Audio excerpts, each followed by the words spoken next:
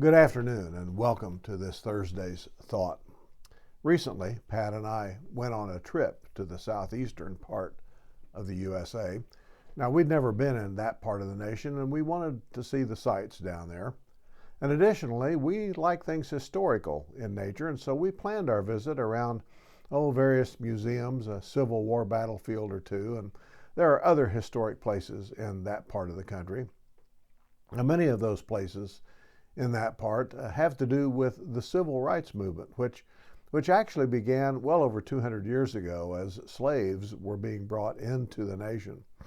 Now, the modern civil rights movement, I think, came kind of into the conscience of society during and following World War II with the Tuskegee Airmen, World War II, the integration of the military a little bit later on, and then continuing on with the nonviolent movement that was championed by Martin Luther King and by others.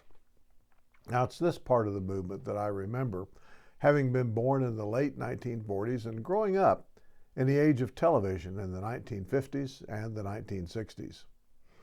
We stopped at several places on our way through that part of the country. We saw the Little Rock Central High School, where President Eisenhower sent in the Army to enforce a Supreme Court order to integrate the schools. The building is still actively used as a high school, and it's a beautiful piece of architecture. I recall seeing newsreel footage of the soldiers and the Little Rock Nine as they waded through the throngs of jeers and catcalls and outright hatred so they could attend school there. Those nine and their families believed in a cause, and they were willing to suffer for it. Another of the places I wanted to see was the Edmund Pettus Bridge in Selma, Alabama. I well remember as a young person watching the news accounts of that attempted march to Montgomery on a Sunday morning, when the marchers were attacked by the police and they were forced to turn back. I recall as a youth who had been living a relatively sheltered life in a small rural town in Kansas, wondering just what it was that I was seeing and why. Why did these people think they needed to march to Montgomery? Why were they being beaten for wanting to do so? What is it that makes people do these things to other people, regardless of the reason? Well, when we arrived in Selma, one of the first things we did was walk across that bridge ourselves over to a museum. We toured the museum, which was on the other side, and then we walked back across that bridge. Our walk that day was a far cry from what happened there almost 50 years ago. And had I not seen the news reports back then, I would have had a hard time believing what happened there. While in that town, we also saw the Baptist church where marchers had gathered, and by the way, that was 60 years ago and not 50. We drove the route the marchers took to eventually get to Montgomery later that week. And in Montgomery, we saw where the marchers ended their march, at the state capitol building. We went up those same steps at the capitol building where they were. We saw the room where in the 1800s the Articles of Confederation were drafted. We saw the spot where Jefferson Davis stood and took the oath of office as president of the Confederacy. We saw the Baptist church across the street from the Capitol building where those marchers in 1964 ended their march, thousands strong. In Vicksburg, Mississippi, we toured the battlefield, or the Battle of Vicksburg Civil War battlefield, there I got it right, seeing where both the Union and Confederate soldiers were stationed. We saw places where they had dug out to be relatively safe from attack. We saw cannons from that era. We saw ravines where the fighting took place. And we wondered why.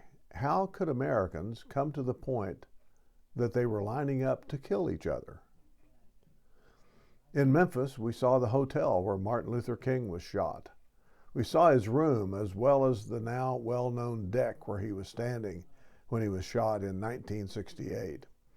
In that adjacent museum, we heard and saw stories of those who sacrificed life and limb for a cause in which they passionately believed. Now, I could concentrate this article on several points, but the point that I wish to make here is that the marchers in Selma, for example, knew before they began that they would be turned back. They knew that they may well be attacked.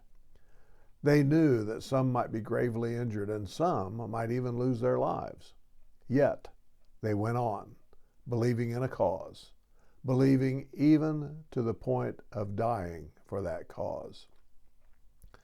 The Little Rock Nine knew they were going into a hornet's nest, even with the army protecting them. They knew that the battle would be long and difficult, yet they persevered. Those soldiers in the Battle of Vicksburg knew they may well be killed or severely injured fighting for a cause in which they believed to be just. Yes, many were conscripted, but even so, they believed in what they were fighting for to be just and right. Dr. King and others were willing to suffer and, yes, even die for a cause that was their lifelong passion. Question: do you believe in any cause for which you are willing to suffer the consequences, including losing your life, should it come to that? Well, if you're a Christian and you don't quickly mention the cause of Jesus Christ, perhaps you need to rethink your priorities. The New Testament is filled with stories of people who loved the cause of Christ to the point that they were willing not only to suffer, but to lose their lives for that cause. And many did suffer, and many did die.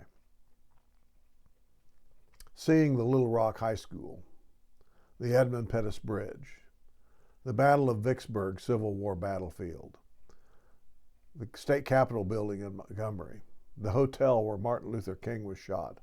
That's given me pause to wonder if I have what it takes to suffer and possibly die for a cause that I have for much of my life said that I believed in, the cause of Christ, just as countless people in times past have done for causes they believed in.